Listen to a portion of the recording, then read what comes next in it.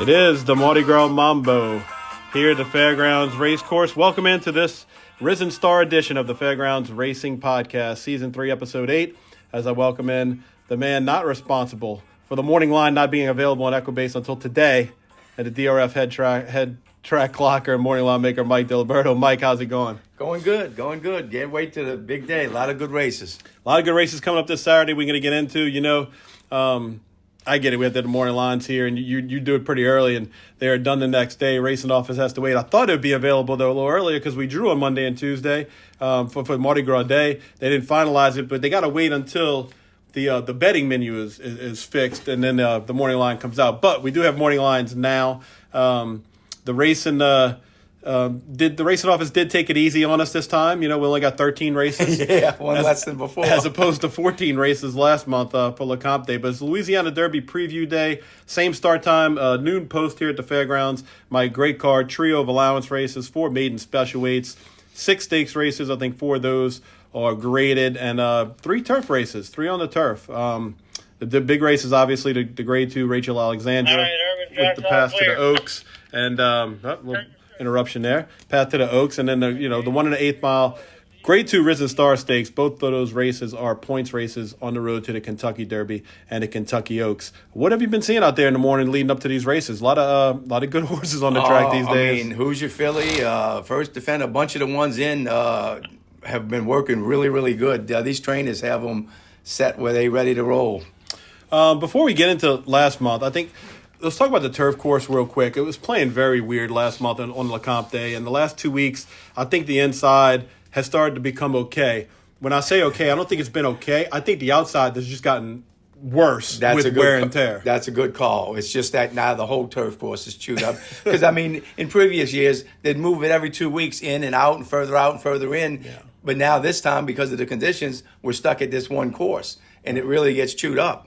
Yeah, the jocks aren't all going out to the 11th path on the fence anymore. I just think the outside, like you said, is probably chewed up, so it's even things out a little bit. But there are some horses on this card that had no chance last month that I think can turn the tables this time around because of trips on the turf course. Oh, no, yeah, because last time, like you said, if you wasn't coming from behind it on the outside rail, you didn't have any chance. Right. Well, we had a lot went right and some things that went wrong last month in the LeComp Preview. Since you asked didn't show up. I'll never bet on my Aunt Snooky again in my life. That horse didn't show up. Lake Lucerne did what she always does. Run second and not win, and she's back on this card, so that's a good thing for us. I did well on Wave of Goddess in that race. And you had some good notes on those maidens that produce, and I think we saw Superstar last month in First Defender, and we'll talk more about him later in the allowance race on the 8th race. But you had a nice note on the Peasant first-time starter that popped at pretty good odds. I think paid $28, $30? Sweet Alyssa, yeah. Sweet Alyssa. So, that was good. That went right for us. And obviously, Happy American and Neil Pessin, the 1, 2, 3 finishers from the Tenacious, did the same exact thing in the Louisiana last month. Ran 1, 2, 3. And I'm going to tell you this, and I told Neil this the other day. Without Happy American, and I told Brett this morning too about Mr. Wireless, without those two running 1, 2 in those 2 races back to back, I don't have a very good meat. But hey, those 2 races saved me. And they've helped me out pretty good, too. Yeah. I couldn't believe it was the same 1, 2, 3 finishes in the next race. And they weren't the favorites either. No. Again, and you did like instant coffee in the LeComp, and like you said, everything goes through Brad Cox in these 3-year-old stakes, and he's on a win streak right now. He won the Gun Runner, all with different horses. He won the Gun Runner, won the LeComp, he won the Silver Bull a Day. He won the Withers out in Aqueduct. He has got some 3-year-olds, and it's not just Colts, it's fillies too. So interesting that this week Cox is closing in on a milestone. He's closing in on 2,000 wins, and Asmussen is a few away. He'll probably get it this weekend too on 10,000 wins for the Steve Asmussen barn. Crazy number. It is. It's insane. Well, let's get right to it. 13 race card. Like I said, first race, there's a couple Louisiana bred races, and the first one on the card is the maiden special weight that they usually start these days off with for state breds here, Mike. Anything clever in this race? It's pretty straightforward to me on paper. I'm with you on that. She's a lucky rebel, ran a good third. Looked like she's improving with each start. And, she ran against a couple of decent horses. Olivia G, that ran second in that race, a decent little filly. 2 Jet, eliminated in his first start out the gate, but then he came back and set all of the fractions and got a little tied the last 16th, but ran a close third. So he looks like he's got a shot. If you're looking for two other horses calling for Al Star Jr. Went off the favorite last time, trying the turf for the first time. Al goes back to the dirt, puts blinkers on. Got to give him a look. And for a low price horse, Stars Motion for Jose Cameo. Kind of had a check bad in mid part of the race. And now he gets a major rider change to Luis Saez. So, that's another one you can look at. But overall, I think it's a tough race to figure. Yeah, Coteau Grove Farm has one in there, too. Own and Bred that they kept. This one, the City of Light. Philly here that Ron Fauché has.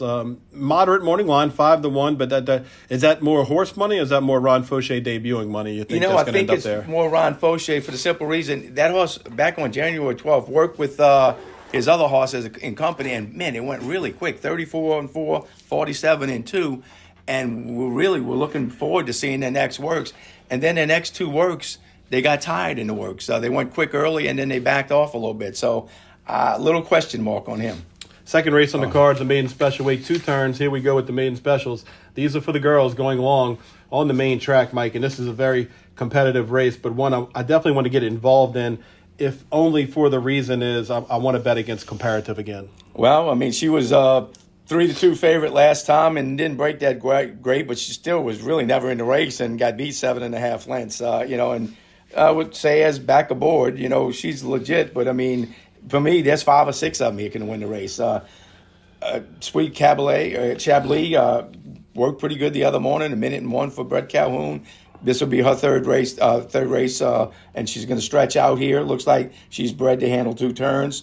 But really, I think this is a very competitive field. Comparative is the horses, and we've talked about on the podcast, and it's not just Brad Cox horses, but these high-profile outfits that they keep running these horses in maiden special weight company. And once they get past the second or third start, that's when you like to start betting against them if you haven't picked up on it yet. And so the last couple of times, got kind of lucky in those races betting against Comparative.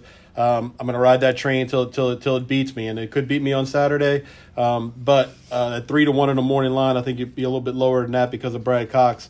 The problem is, where do you go? And that was the challenge that I had. A horse that I looked at is up on the rail, Amisfield.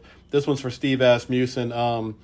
This is a horse that, got the sprint race out the way. Didn't show much, was only beaten 3 lengths, whatever, but doing some pedigree digging here. Amisfield's a half to Union Strike, who was a grade 2 winner, and won his second time out. And let me see if you get a little thing here going on. He's a half to Handsome Mike, who won second time out. He's a half to Militia Man, who won second time out. That's 3. That's 3 siblings, all won second time out. Amisfield's making his second start. That's a racing oddity, isn't it? He'll be on my ticket then. There you go. So Tyler Gaffleon gets aboard for Steve Asmussen. They got pretty gaudy numbers. The winner of that race that he comes out of was the Bruin Bonnie horse from Calhoun. That was 4th next time out. It wasn't a very good race. The 5 horses that have come out of that race, none of them have hit the board or run second. So same thing with Sweet Chablis. 3 horses have come back out of that race and nobody's hitting the board too. So there's not a lot really to go on in here. What about the Pessin? Did you hear anything about the Pessin? Was that Raggedy Sound? I know he was just okay last time debut. Neil said when she ran the first time, he didn't think if she got a check, he thought definitely going 2 turns was going to be her game. So she's another one you can't throw out. Yeah, so it's Amisfield for me. I'll probably lean on her to try to get the job done over Comparative in the second race. Third race on the card is State Bred Allowance. Not only is it 2. This one for 6 furlongs. They actually put 2 State Bred races on this card. Hard Fours, I know a horse that we talked about a little bit in the beginning of the meet. He's now coming back here for Sam David Jr. Which way did you go in here? I got Hard 4 and Relic Hunter neck and neck. Hard 4 beat him earlier in the meet. Then he came back his last start after a good gate work and just got beat. Got a little tired and run second. But Hilaire, really finished up well that day to catch him. Relic Hunter, he came back after losing the Hard 4 and won by 2 lengths. So I think he's got a legitimate shot. And Field Division, another horse that's run a couple of decent races. But I really think either the 4 or the 5 are the 2 horses. Yeah, I think the 4 and the 5. Be a little bit weary of that Delta shipper that Gerard Merlançon is going to be on in there. Horse has a lot of early speed, and the track is playing pretty fast. If you can make that assumption by the third race, this horse is okay, and you get Gerard Merlançon on here. Horse is 4 to 5 favorite. Took him a while to break his. He broke his main his third start, but really just missed that Delta last night as a big favorite. They ship over here. Not really too familiar with that trainer, Roy Roberts, but that horse might be a big number at a price that you could throw in your gimmicks. Kenny Roberts' brother. They're mainly quarter horse trainers. Okay, well, there's a speed angle right there, I guess, huh? Horse has a lot of speed, so we'll see how far he can go. The fourth race on the card, this one, 6 furlongs, maiden special weights for the girls going short here. Plenty of pedigree power here, plenty of first-time starters. All of them are going to have Lasix. There's a few in here that have run a couple of times, Mike, but I have a feeling that we're going to be leaning heavily on the Brad Coxon here. Well, one thing, she's got the good, solid second, got beat ahead against a pretty good filly, Mariah's Appeal, first time out in a decent time, 1:11-1. So, yeah, I'm with you. Brad does very good when he makes an equipment change, and he's taking the blinkers off here, 32% on that angle. I think she's the one to beat for sure. There's a couple other ones that can run, though. Ordinately, this one from the Steve Asmussen born, been working good. On January 27th was 35-1, 47-2, a minute flat. Then came back with a nice 49, 101-2, so she finished in 12-2. And she's been working a couple of times with Topsy, who won first time out for Steve Asmussen, and you get Gaffley on aboard. So I think she's got a legitimate shot. Huntress for Hire, Al Stahl's horse, ran second behind Topsy in her debut as the favorite. Got to give her a look. If you're looking for a price horse, number 6, Perfect Wish. Got a couple of decent gate works back on December 11th, 35-2, 47-4. Came back on January 20th with a 48 flat, and the horse she worked with there, Macho Beanie, came back to run second first time out in a decent time. And then, came back in decent work there. But I think Brad Cox is the one you got to. And I think Asmussen would be the most logical second choice. Interesting you talk about Perfect Wish there for Jade Gelner. The dam had 6 foals, 5 winners already, 1 first-time starter winner, and Midshipman won first time out as well. So there's definitely some precociousness in Perfect Wish's pedigree. That's an interesting one there. I know you liked Lure 'Em In last time. This one cuts back for Chris Block. You like this one as a long shot last time. He goes to Johnny V. Anything to take out of that last race? He was just impossibly bad. He looked like he was in a perfect position, and maybe he don't want to go 2 turns, so they're going to shorten him back up to 6 furlongs. And, the fact that Johnny V's on him, you got to think that Barnes still thinks he's got talent. Yeah, I would think so. Huntress for Hire is definitely one that's going to be on my ticket for sure for Al Stahl. What did you make of the Norm Cassie in there? There's been a little buzz about him. New beat. I know the dam won first time out, but this one they paid $175,000 for. She's been here. She's been here since the middle of December. She's got several decent works. January 20th out of the gate went 48 in a minute and a fifth, and then she came back on February 3rd, 48-1, and she worked with that older filly. That Norm ran the other day. Won? No, it got beat, but it was on the lead the whole way and got tired in the race. Not for hope or something like. But she, so I mean, she ran. Obviously, she's got some decent works. I can't throw her out. Mystic Fire for Tom Amos. This one debuted against a stablemate, Lost to Promise of Hope, who's also in Tom Amos's barn. This one's interesting just because of the dam, right? On Fire Baby, easily the best horse that Gary Hartledge ever had. Won the Apple Blossom, was a millionaire. Anita Cawley, this family's all her with the breeding, and she owns all the babies. Second was decent. Second and over the summer at Churchill Downs was actually changed by Ian Wilkes. Now ends up in Amos's barn. Don't really like the 10 hole, but it's a good pedigree in here, and I'm not sure if maybe shorten it up to 6 furlongs is the best thing. That this one might want to go a little longer. And she's getting Lasix for the first time, so that that's always helps her. Yeah, 10-1 on the morning line for Mystical Fire. It's a good race, but I think we both agree the race goes through Morlaza for Cox and Huntress for Hire for Al Stahl Jr., the fillies that have races under their belt. The 5th race on the card, another pedigree-powered race for maiden special weights. This one is for the boys, going 6 furlongs and sprinting. And these maiden special weight races usually have a pretty good horses that find their way in here. And Steve Asmussen has 2 right up at the top.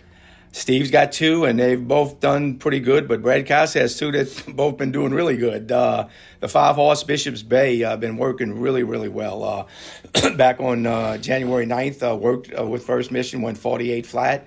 Came back with a solid 5 furlong work on January 22nd, 59-3. Finished in 35-3 in that work. So it was a nice finish up. came back out of the gate in minute and 3/5, and then came back again 5/8 in a minute and 3. So I think Bishop Bay is going to be very tough in here. First Mission, Brad's other horse, is part of an entry with Brandon Walsh's horse, and First Mission has worked together with Bishop's Bay 2 or 3 times and stayed right with Bishop's Bay. Bishop's Bay seemed to be going a little better a couple of times against him, but what Louis said, it was aboard on First Mission. So I think one of those two are the most logical.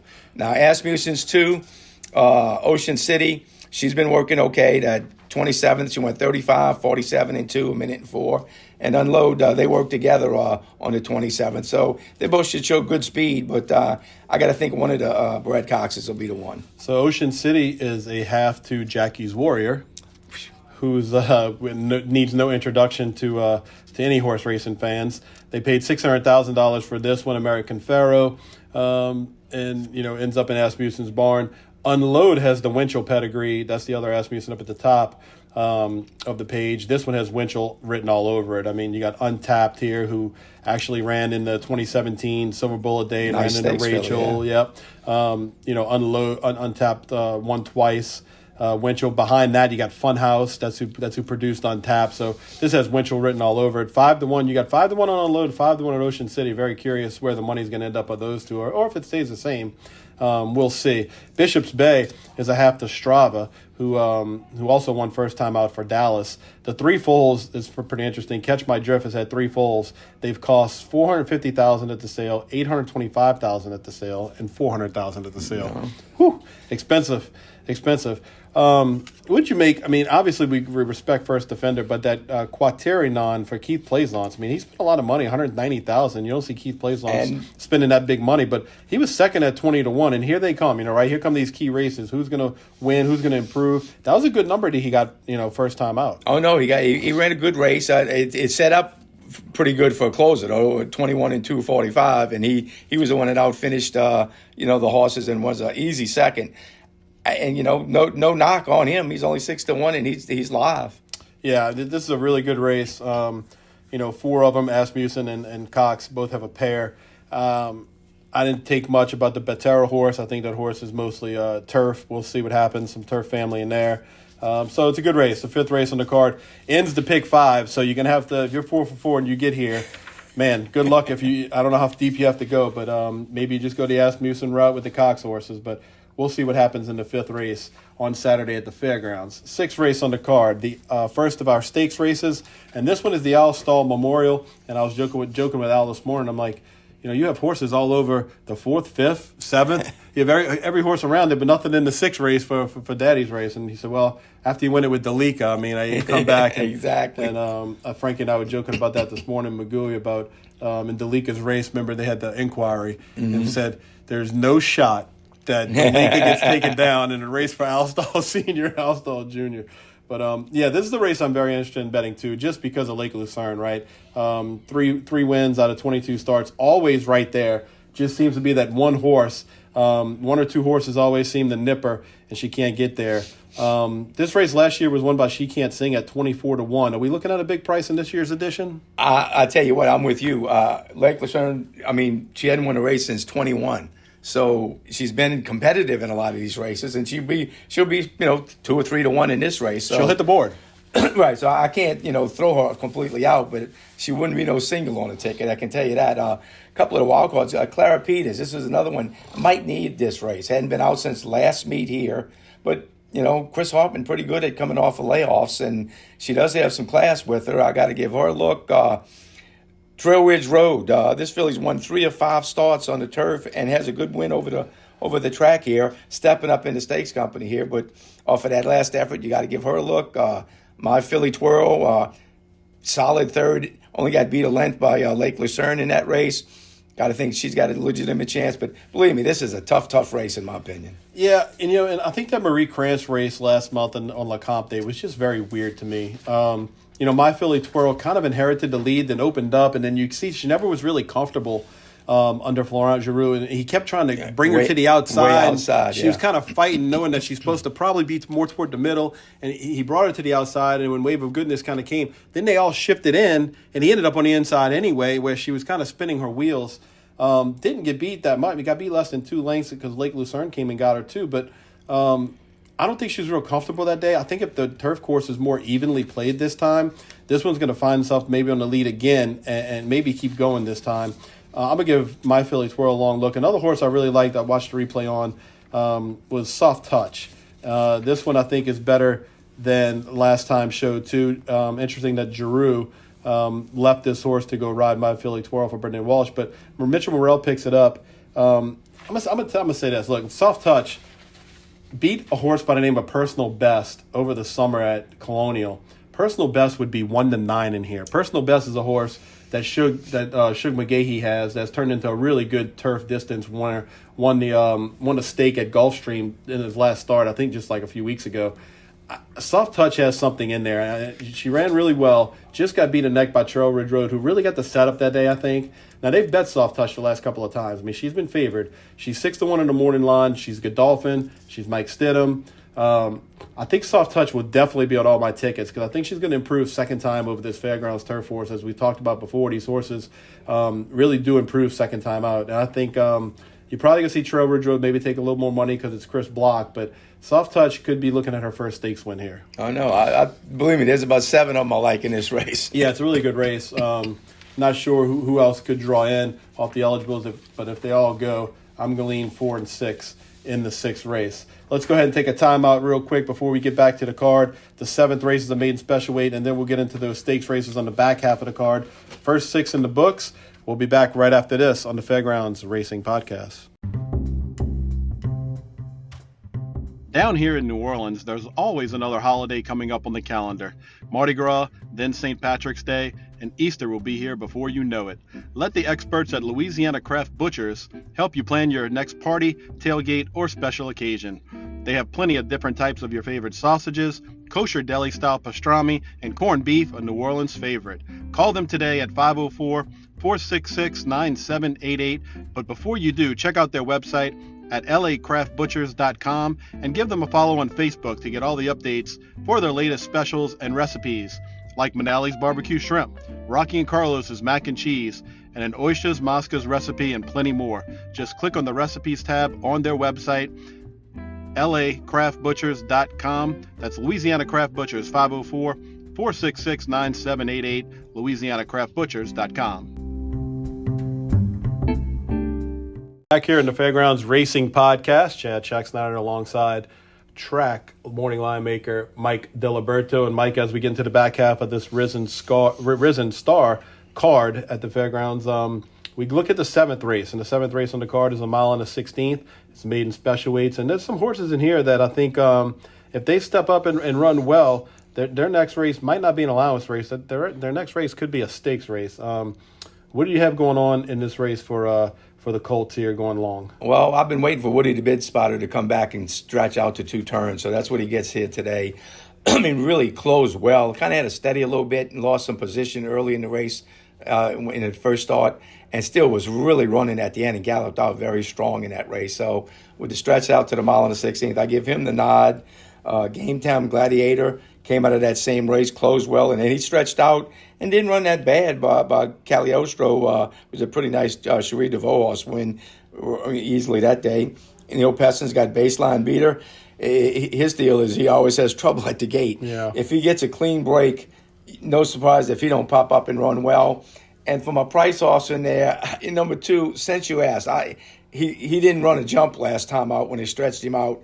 And I just think that's a throwout because he had run right there with Woody the Bid Spotter the time before, closed very well. Looks like 2 turns would be something right up his alley. Al Stahl does 2 things I like. He's putting blinkers on the horse. He gets an inside draw this time, and he gets Flavor and Pratt. So he's going to be on my ticket also. He was impossibly bad last time, and I don't get it. I don't understand how that race because they'd kind of set up for him, and Cagliostro just obliterated that field, really. I mean, was never going to lose that race.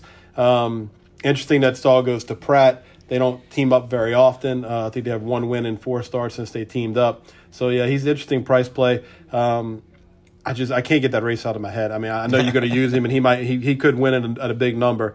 Game Time Gladiator, I'm looking for the speed in here. I'm just not sure who's going to be on the lead here. And maybe it's Game Time Gladiator. Ray Lou likes to be forwardly placed.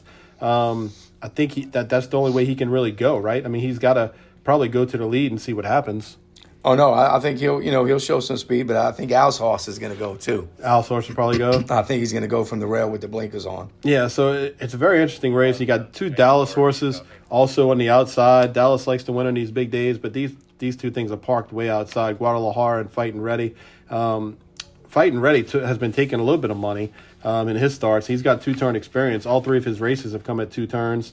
The one right there in the middle wasn't a bad effort whatsoever. I mean, he was in front of a horse named Single Ruler, who came back to win for Keith DeSormo. But he was really a no-show last time, too, here at Fairgrounds. So I'm not really sure what to make of him.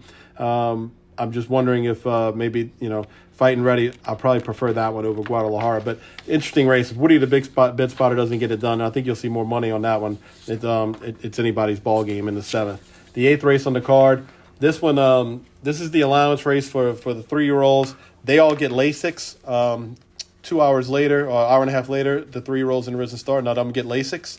Interesting deal. But this, I like to call this allowance race on the Risen Star Day the graded stakes allowance, because ultimately a graded stakes winner usually comes out of a race like this. Right. It's done that several years in a row, and believe me, you got some horses that were thinking about the Risen Star that are in this race, figuring they'll get one more under their belt and then maybe go to the Louisiana Derby. Right. And looking at it, Cyberknife won this allowance race on this card last year. The next race he ran in, he won the Arkansas Derby last year. So are there any Cyberknives in here? Because I think there could be a couple of superstars in here, but I'm wondering if we're on the same page. Well, I know his little brother's in here. Tapper Shoes. That's right. So, that's right. And he's a horse that's still real green in the mornings and all, and he's shown improvement.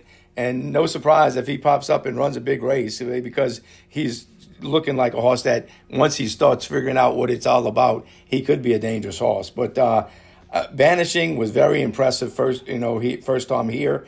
Drew off and won impressively by 8.5 lengths.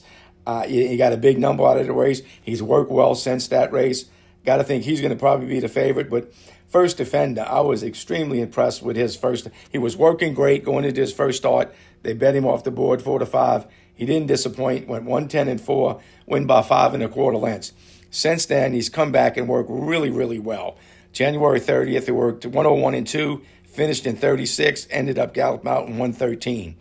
Then he came back on February 6th, ran 59-2, and finished that work in 35-1. And he looks like a horse that's bred to love 2 turns. Right. So I think he's going to be very, very tough to beat in this spot. Yeah, I think you're looking at a superstar probably in First Defender. Interesting that Tyler Gaffleone is going to be here, but he chose Banishing.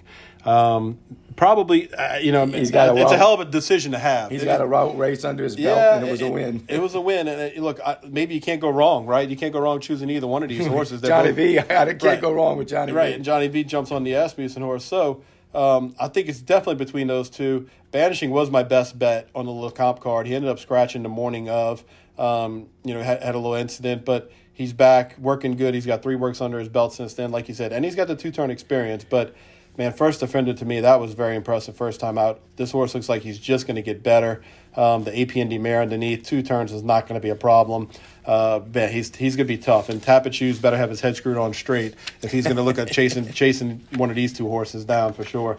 The other thing I want to touch on real quick is Willa Kenzie, the other Brad Cox, and we've seen this other angle show itself more than once here at the fairgrounds. But interesting that first time out, that was a mile and an eighth. Brad Cox runs this horse. Now that was supposed to be on the turf, right? Right. Then they came off the turf, ran in the dirt, and he dug in, got a decent number. It was 4-5, kind of bet off the board. But what about Willa Kenzie? Because this horse was impressive. I went back and watched that race. That horse has a great stride. It was really striding out and look. He looks like a horse that wants to go 1.25 miles, 1.5 miles. And I think he might end up being a turf horse in the long run. So, but can't throw him out. I ain't gonna say I can throw him out. Yeah, this is just a great allowance race. I think you're gonna see some fireworks out of here with these horses. Tapit Shoes, First Defender, Banishing. Cagliostro, we didn't even mention, very, very impressive late kick. Back on LeComp Day, breaking his maiden for Cherie DeVoe. They bet that horse down to 3-5. You think they bet First Defender down. First Defender was 4-5. Cagliostro was 3-5. So, they obviously liked him. we'll see. It's a good race. We'll see what happens in the 8th race. Looking forward to that one on Saturday at the fairgrounds. 9th race on the card. Here we go. We get into some of these turf races. 5.5 on the turf. One thing to mention here is we do expect Twirling Roses to scratch. That will bring in from the also list a horse by the name of Evan Singh for Alstall Jr. and Flavian Pratt. So pretty confident on that happening. This also starts the All-States late pick 5, 15% takeout, $500,000 guaranteed pool. I think they'll be going way past that in the in the pick 5 pool. It starts out with this turf race, Mike, 5.5. It's just crazy to me that can you find the speed in this 5.5 furlong turf? I don't think this race has any speed in it. It's 5.5 on the turf. I tell you what, and believe me, there's 5 or 6 in this race that can win. This is a really, really competitive field. Looking at the speed, it might be the one that hadn't run it over a year. Anguston for Lon Wiggins. If you look at his PPs, he was keeping great company back in 19 when he was running with Empress, Bound to Nowhere, Extravagant Kid, some really good horses. And then they laid him up for a year and a half, and he popped up with a win at Churchill Downs. It beat a pretty nice horse named Born Great. He looks like, to me, the speed horse in the race. It's tough to bet a horse off of that long layoff, but they were able to do it last time out. So I can't say I can throw him out, but I give him a look in here. Surveillance. This is the horse that Keith has almost got him just in great form right now. He's won 3 in a row here at the fairgrounds, all on the dirt, all stake races. But he ran pretty good on the turf. Only got beat, 3 lengths by Totally Boss, who's a really solid graded turf stake horse. So you got to think he's got a legitimate chance in here. Ice Chocolate. This is Mark Cassie, been running at Woodbine, but was keeping pretty good company up there. He ran with Silent Poet, Bound to Nowhere, Cazadero. And then Al Stall's Evan Singh. He's another one that if they do have legitimate fractions, he'll be flying at the finish because he's a good closer, but really, really a competitive field. Yeah, you mentioned Ice Chocolate right there with Ray Lewitt and Mark Cassie, and that horse definitely intrigues me off the layoff from November. On the board in 10 of 12 lifetime starts, turf, poly kind of horse. The horse is definitely one I want to check out for sure. Manny Wah, good workhorse here. You just don't know he's just hot and cold. I don't think he's a turf sprinter. He's not going to be on my tickets, I don't imagine. Anguston, he could win, I suppose. It's could be tough to swallow a short price on a horse that's been off for 18 months or so. Surveillance, I think, is interesting. Keith was going to run this horse no matter what last time. It just happened to come off, and 6-5 was an absolute gift on the dirt in that race. It was a single on all my tickets. If that happens again, which I don't think it will, but I think he's been wanting to get this horse on the turf. Surveillance is going to run on the turf, and we'll see what happens there. He just loves it here. I don't think it matters if he runs on concrete here. He loves New Orleans. He loves the track. I don't think the turf's going to be a problem for this horse. I agree with you. I don't think the turf's going to be a problem either. I think he'll come flying at the finish like he always does. Yeah, so, you play a pick 5. I know you maybe want to lean later in the card. How many horses do you need to get out of this race? At least 3 or 4. 3 or 4? All right, 3 or 4 get you out. And just to mention, we're going to focus more on this late pick 5. There's going to be another podcast, probably comes out the second one this week. Scott Shapiro and I are going to sit down, and he's going to go through the late pick 5 and make a ticket for the public. That's when they always have a big pool in a late pick 5. Yeah, big pool. Race 10 in the card, the Mine Shaft, the Grade 3 Mine Shaft, and won by Olympiad last year, went on to do good things out of this race. This is an interesting race, Mike. We got some new shooters in here. It's not just the Brad Cox and the Happy American and the Mr. Wireless. We got some other horses that are coming in. They're trying to get some disgraded money and a piece of this purse here for $250,000. What did you do in here, and who do we fade, and who do we kind of lean on in this race? This is another one that you're gonna have to spread a little bit in your pick 5 because there's 4 or 5 that I think legitimately can win this race for sure. Happy American, he can't, you can't knock anything he's done. He won the Tenacious, he won the Louisiana Handicap, finishing strongly into a very slow pace. I got to think he's definitely, one of the ones that you got to look at. Only problem this time is he's picking up weight and everybody else is taking off weight, and he only won by neck. So with the weight shifts, that always comes into play, in route races. Mr. Wireless, how can you knock him? All he does is run right there every time he runs. So with the 4-pound shake that he's getting from Happy American, I have to give him a nod over Happy American this time. wild card in here, I think, might be Big Blue Line. Ran a monster race, best race of his career in his last start here at the fairgrounds. And then he came back and worked exceptionally well here. So it might be a horse that's, on the improve, just figuring out, a little bit more. And I give him a look in here. Tawny Port, 2 races back, he got beat 2 lengths by Epicenter and Zandon in the Jim Dandy. If he runs back to that kind of race in here, you got to think he's got a shot. He's been working well, working with West Willpower a couple of times, and finishing up real well in the work. So really, this is a really, Prince of Medina, another one that has a solid second in a grade 3 last time out. Tough race. So let's look at Pioneer Medina real quick. Luis Saez, Pletcher ships this one in, ran a career high best, 103 buyer. I think that number is inflated. I know he's won here before too, but everybody around him went into the Pegasus. There was 3 horses out at that race, went into Pegasus. All of them finished off the board and didn't run a lick. I don't want any part of Pioneer Medina in this race. And he did finish on the neck in front of Simplification. Comes back over here. I think Todd is looking to, he kind of filled the plane or whatever to come over here. I don't like him. I think he could bounce. But speaking of bouncing, Big Blue Line to me is just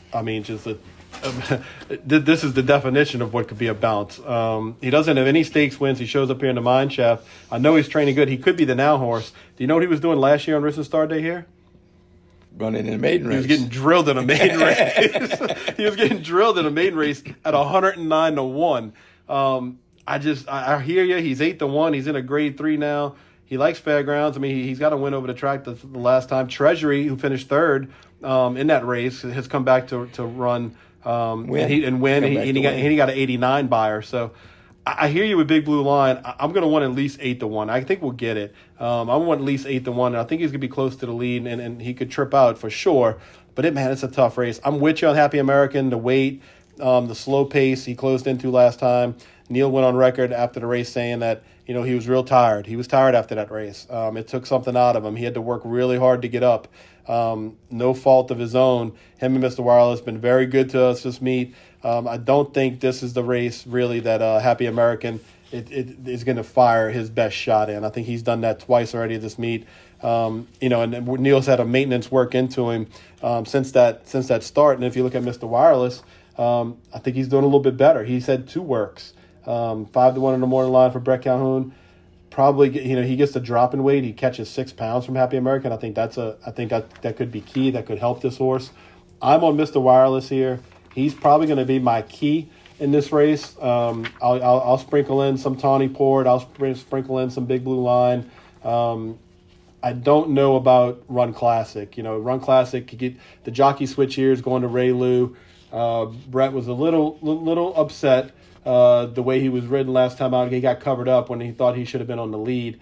Brett hasn't lost confidence in this horse being a 2-turn horse. I think the horse is telling you something else, that maybe he don't want to go that far. I'm not a trainer, don't claim to be. Brett thinks this horse is going to go to the lead on Saturday, and they're going to play hell trying to catch him. I guess we'll see. Well, and really, I was surprised too that they went 25 and he wasn't on the lead because he's got a lot of early speed. So. Can he steal? 10-1. Is this a race you look up and you go, "Damn, how did Run Classic wire this field 12-1?" Is that something you can see yourself saying? I don't know. What are they doing with Hoist to Gold? This is a complete wild card.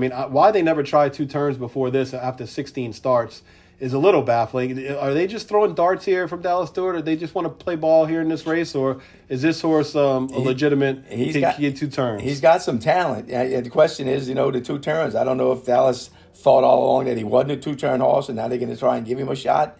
But he's been keeping some pretty good company, and no surprise if he pops up and he's another one that should show speed stretching out from the inside. But I'm a little leery also with the 2 turns.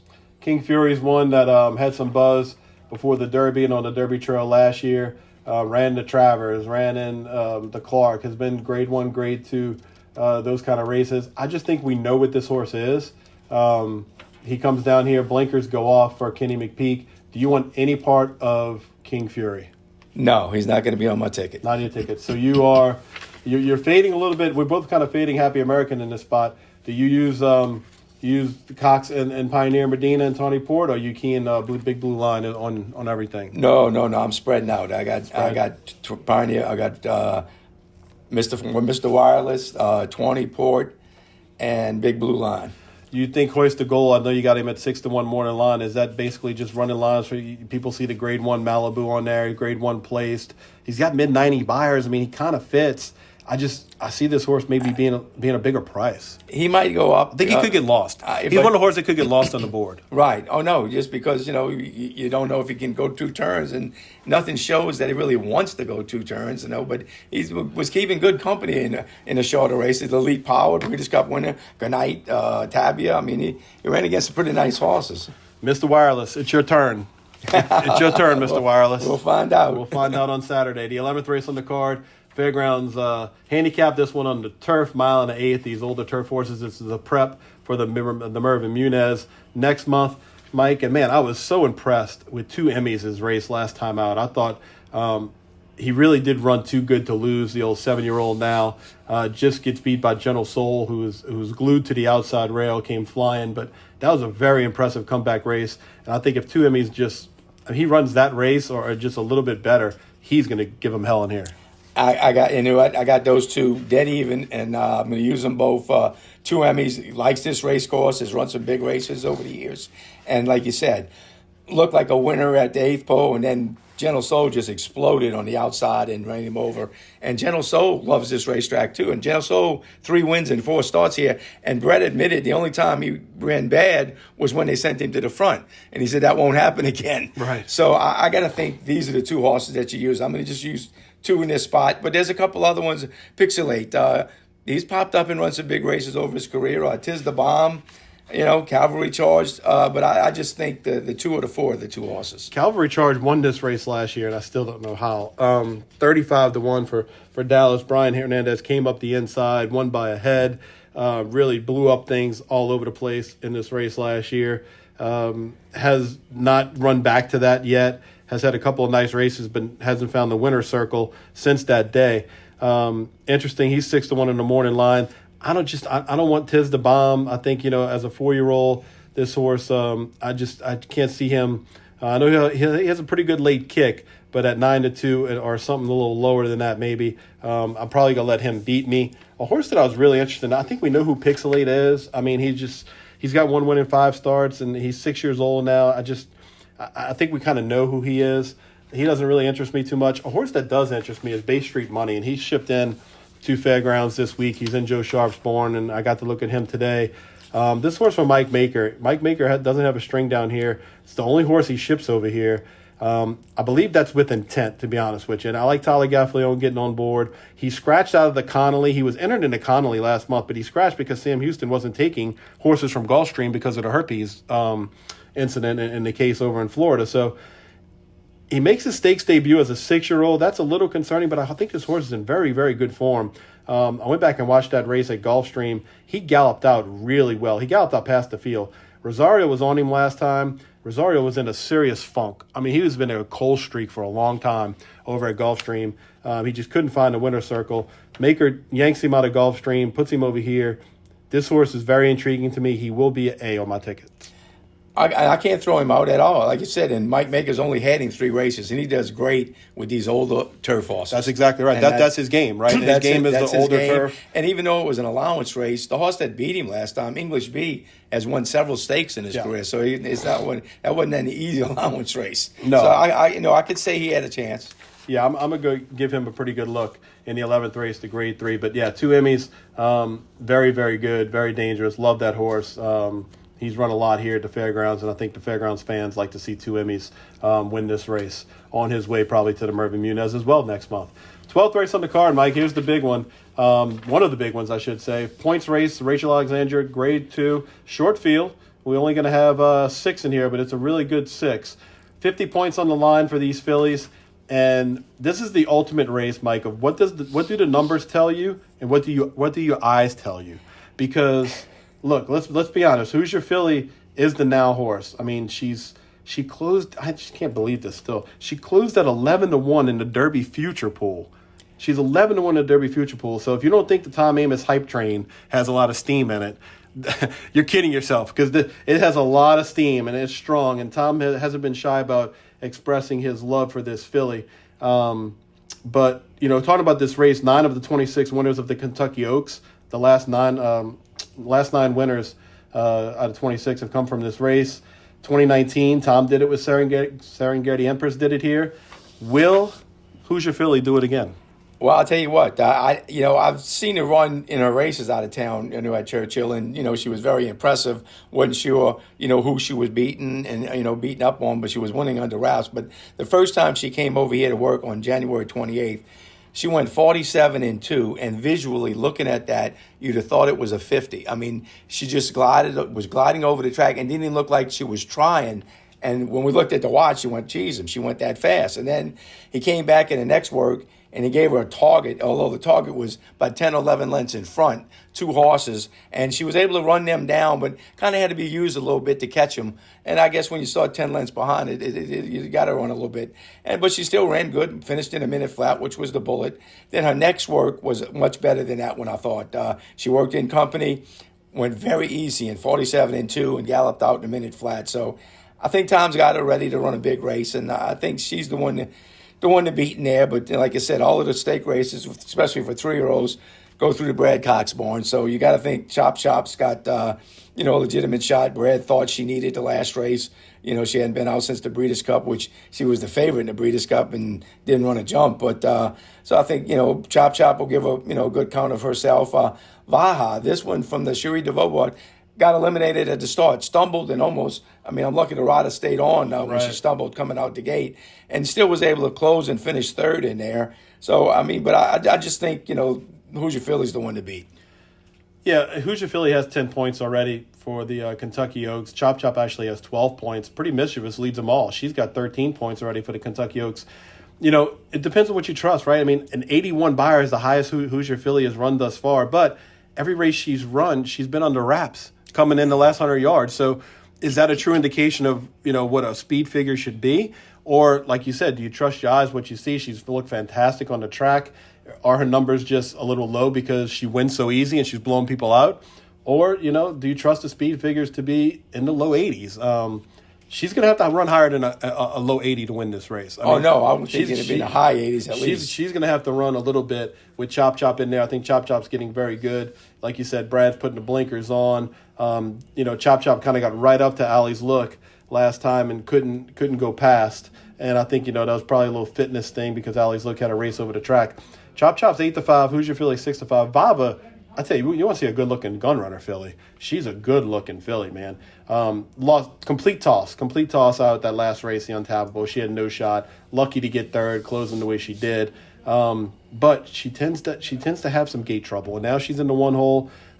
She stumbled last time, but a couple of times in her PPs, she hadn't got around the gate very well. So that kind of concerns me.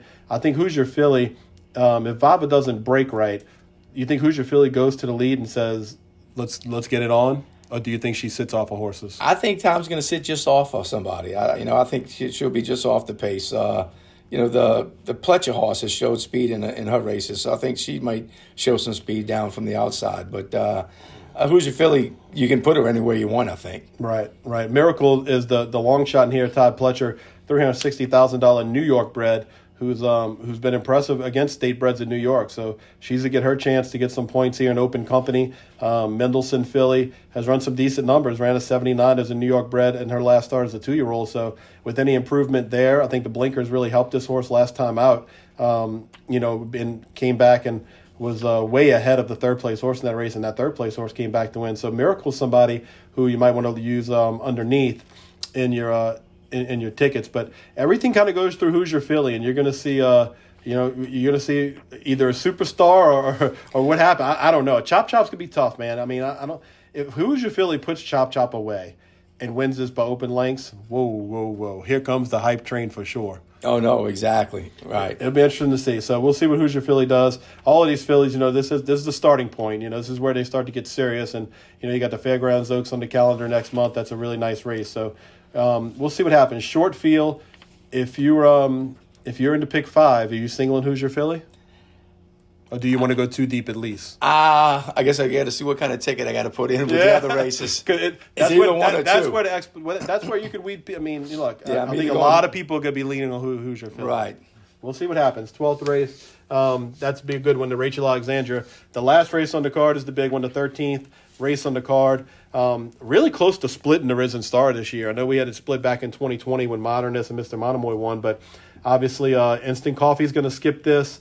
He's already sitting on the sidelines waiting for the Louisiana Derby. He's got 32 points already. This race offers 50 points to the winner, 20 for second, 15 for third, 10 for fourth, and 5 for fifth. So a lot of points up for grabs. 14-horse field, Mike. You went to the outside and made Brad Cox victory formation the 3-1 favorite. He's got 10 points already. He's done nothing wrong. He's been very, very impressive his first 3 starts. He's 3 for 3. He shows a 90 buyer on the page. Can he get it done? Is it as simple as Brad Cox in the big race and the Risen Star?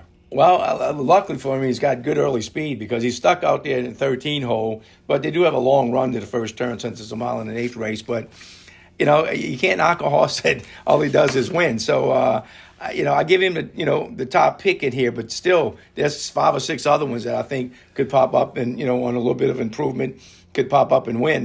This horse, Victory Formation, has improved in each start and was very impressive winning over at Oaklawn, although he did have everything his own way. He was able to clear the field and get over to the rail and, went on to win by 3 lengths. I think my long shot in here, my Tappett's Conquest. I mean, he had the worst trip you could get as the even money favorite in an allowance race last time out and galloped out way past the rest of the field. Yep. I think with a clean trip and added distance, I think he's got a legitimate shot in here, and he's trained well since that last race.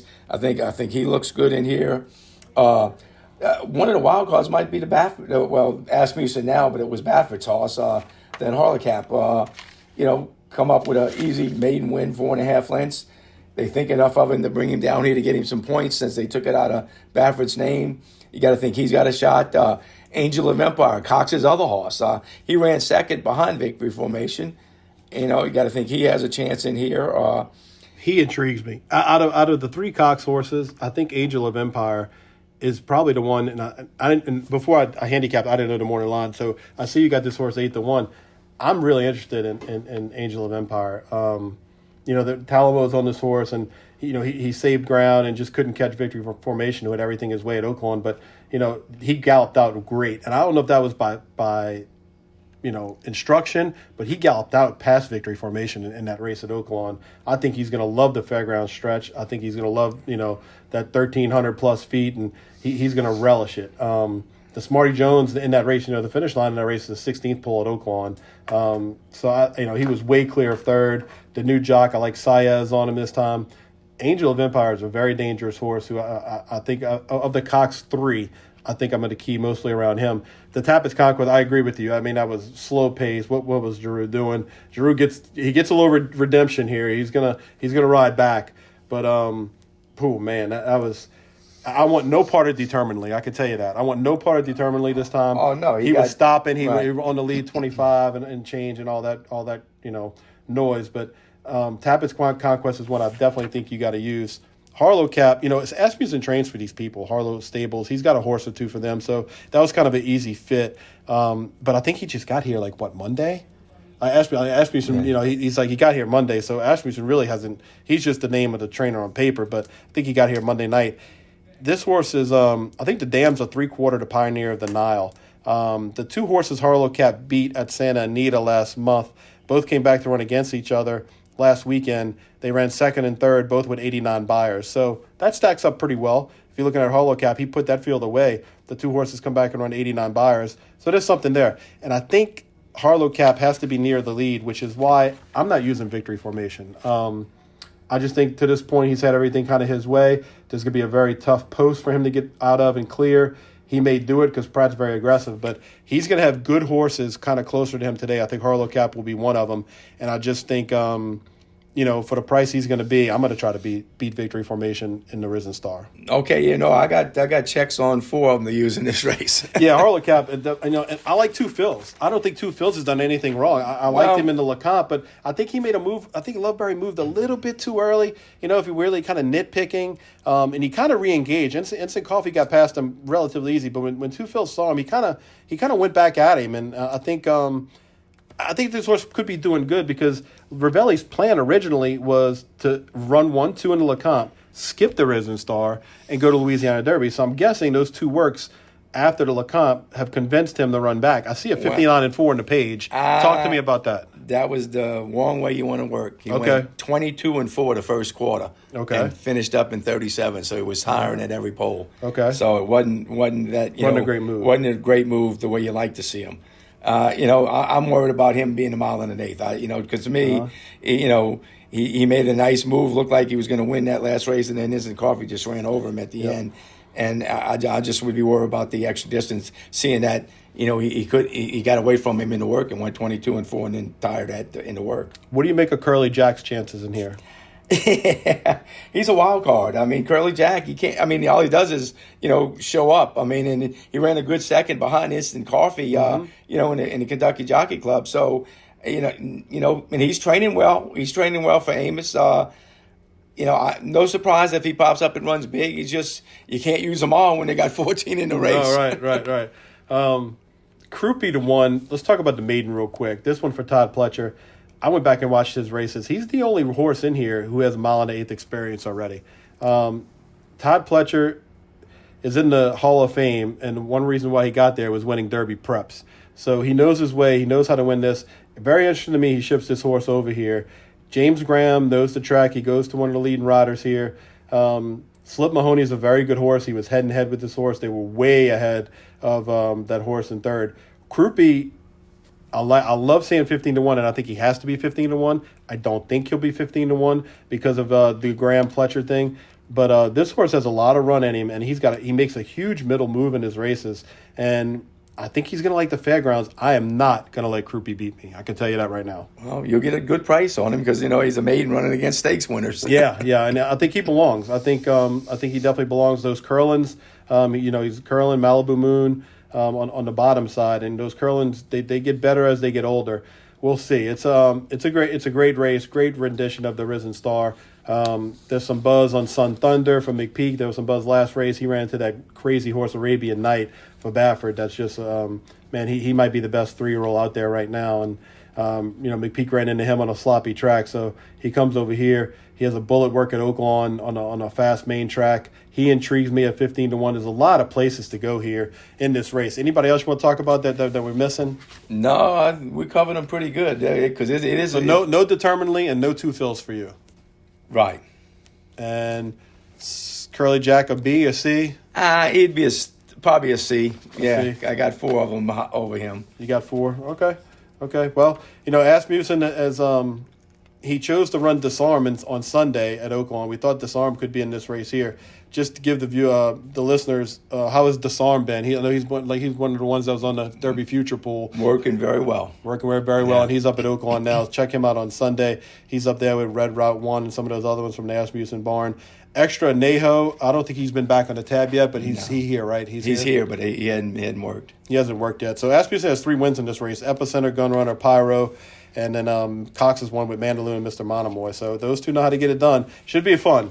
13 races on Endymion Saturday here in New Orleans at the fairgrounds. Mike, let's get to it. We got some revenge to make here with the best bets and long shots. Mine last month, both of mine scratched, so that was I got off the hook a little bit. You did really well in December, popping them left and right, and then you took a little step backwards last month. Get back on the train. Get back on the train here. What we got for your best bet for Saturday? I tell you, from a long shot, Tappett's Conquest. I just loved the way he galloped out in that last race, and he finished into slow fractions. I think he's going to pop up and run a big race in there. So, and you get every bit, I think, of 6-1 on him in here. So I'm going to give him a long shot chance. And I'm going to go with what we think is the Now horse, our first defender in that allowance race. I think, I just love the way he came out of that and worked really, really, really well. And he's bred to love 2 turns. I'm with you. Best bet, First Defender. I think he's a superstar. I think he's going to be a little bit higher priced than Vanishing is going to be. He wants to go longer. I'm with you. First Defender for me. Long shot, I'm going to go to the turf. I'm going to, in the two Emmys in the stakes race, I'm going to go Bay Street money. I think he really wanted, I really wanted to pick Krupe. And Krupe will be on my tickets in the Risen Star for Pletcher. But I think more realistically, hopefully I'm looking to get 6-8 to 1 on Bay Street. I'm going to key around him in the fairgrounds, right? The fairgrounds handicap is what they calling it, right? Fairgrounds handicap. So let's go with that horse, and that'll wrap it up here at the fairgrounds. It's Mardi Gras week. A lot of fun to be had. There'll be a lot of fun to be had out here Saturday at the fairgrounds. Mike, appreciate it. Thanks for joining me here. Best of luck to everyone out there. Follow me on Twitter at Schexnayder. Tell your friends about the pod. We have a special late pick 5 ticket pod coming up with Scott Shapiro. That's the next pod coming up if you keep listening right here as well. Enjoy Risen Star Day, everyone. Happy Mardi Gras.